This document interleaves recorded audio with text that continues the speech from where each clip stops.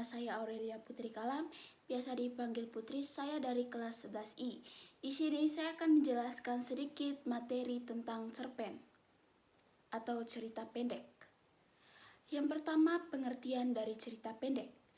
Cerpen merupakan singkatan dari cerita pendek.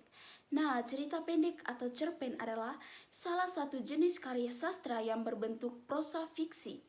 Maksudnya, isi cerpen bukanlah kejadian nyata, melainkan hanya karangan atau imajinasi penulis. Yang berikut tujuan cerpen. Yang pertama, sebagai hiburan. Memberikan rasa senang, gembira, dan hiburan kepada pembaca. Yang kedua, estetis, yaitu memberikan keindahan bagi pembaca. Yang ketiga, edukasi, yaitu memberikan pembelajaran dari nilai-nilai kehidupan kepada pembaca. Yang keempat, moral, yaitu memberikan nilai moral kepada pembaca lewat ceritanya. Yang kelima, ungkap perasaan, yaitu mengungkapkan perasaan, imajinasi, atau hayalan dari pengarang dalam bentuk tulisan. Yang berikut ciri-ciri teks.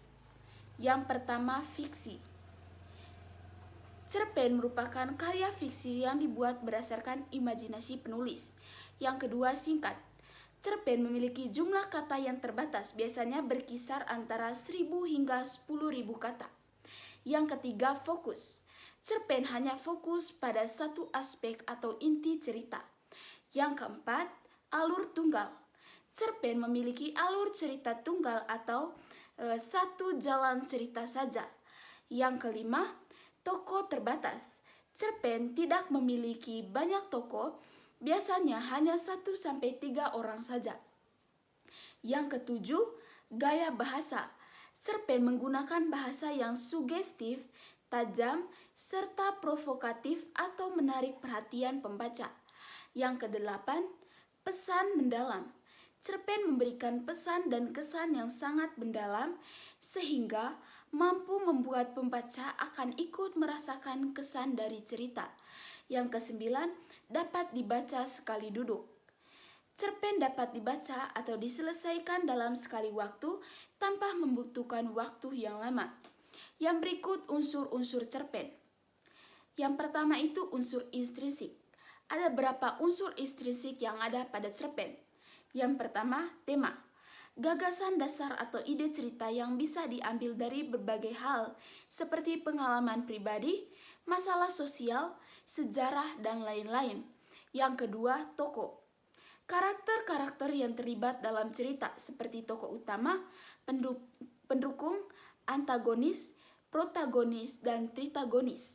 Yang ketiga, alur. Pola pengembangan cerita yang terbentuk dari hubungan sebab akibat atau urutan kronologis. Yang keempat, latar, yaitu latar tempat, waktu, dan suasana yang menjadi latar belakang cerita. Yang kelima, sudut pandang, yaitu posisi pengarang dalam menyampaikan cerita. Yang keenam, gaya bahasa, pilihan kata-kata, perbandingan, kontras, dan repetisi untuk menciptakan gaya penulisan yang khas. Yang ketujuh, amanat, yaitu pesan atau sesuatu yang ingin disampaikan penulis kepada pembaca. Yang kedua ada unsur ekstrinsik. Ada berapa unsur ekstrinsik dalam cerpen? Yang pertama, latar belakang. Latar belakang penulis seperti kehidupan, pengalaman, keyakinan, pandangan hidup, dan latar belakang budaya. Yang kedua, latar belakang masyarakat, seperti norma-norma yang berlaku. Yang ketiga, nilai-nilai yang terkandung di dalam cerpen. Unsur ekstrinsik merupakan bagian penting bagi pengarang dalam membuat suatu cerita.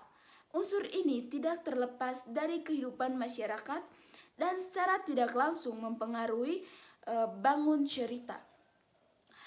Ada beberapa nilai-nilai dalam cerpen. Yang pertama itu nilai sosial, yaitu mencakup sikap hidup, hubungan masyarakat, status sosial, dan kebutuhan manusia.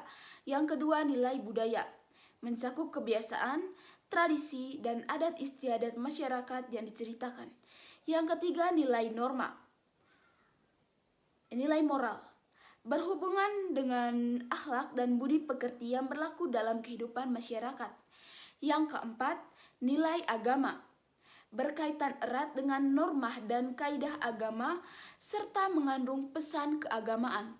Yang kelima, nilai estetika, yaitu menyangkut keindahan. Yang keenam, nilai pendidikan yang menyangkut nilai-nilai edukasi. Yang berikut ada beberapa struktur cerpen.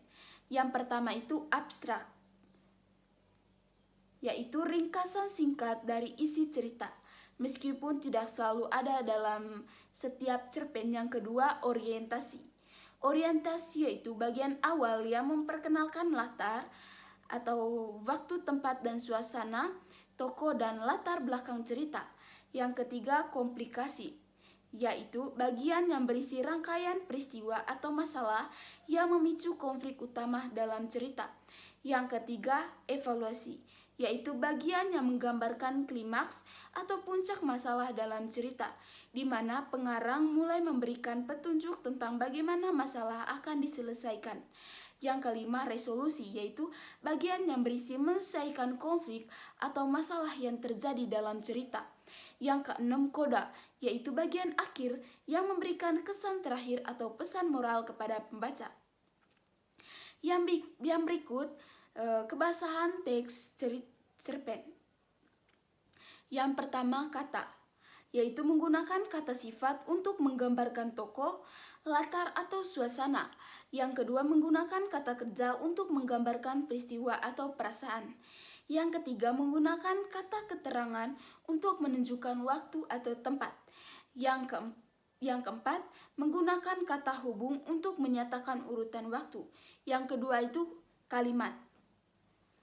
Yang pertama, menggunakan kalimat lampau seperti ketika, sebelumnya, telah terjadi.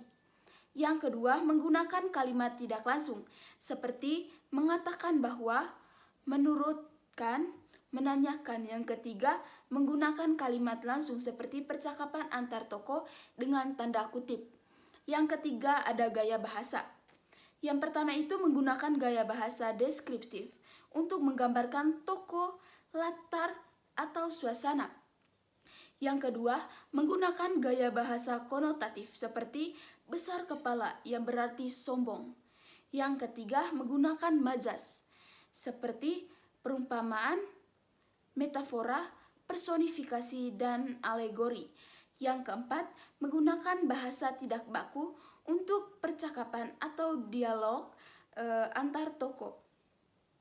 Yang berikut langkah-langkah menulis cerpen. Yang pertama itu mencari ide. Eksplor ide sebanyak mungkin untuk membuat cerita yang menarik. Tidak perlu cerita yang sulit apalagi rumit, tetapi gali sebagaimana Anda mengenali potensi diri.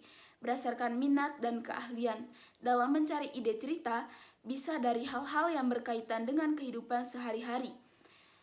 Kita juga bisa mengambil cerita tentang hobi atau sesuatu yang viral.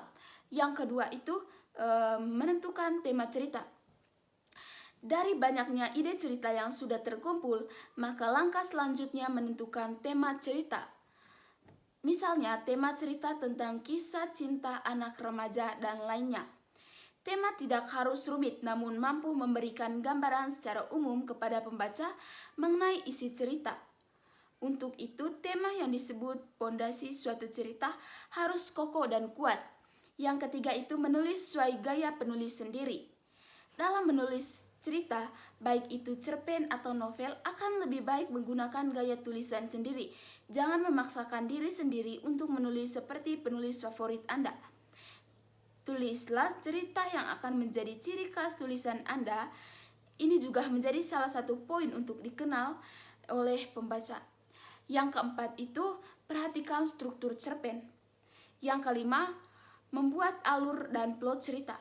Buatlah kerangka cerita mulai dari alur cerita hingga mengemas plot cerita. Plot cerita berupa rangkaian peristiwa yang akan menghidupkan cerita itu sendiri. Yang keenam, menentukan tokoh cerita. Yang ketujuh, menentukan latar atau setting. Cerpen memang memiliki alur yang lebih singkat, namun keterangan latar jangan sampai terlewatkan.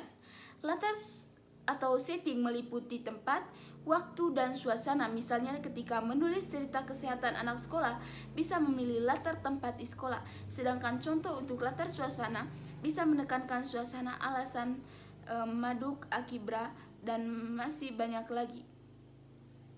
Yang kedelapan, memilih sudut pandang. Elemen penting dalam menulis cerpennya itu memilih sudut pandang. Kita dapat menggunakan sudut pandang orang pertama, yaitu aku dan saya. Kita bisa menggunakan sudut pandang orang ketiga seperti mereka.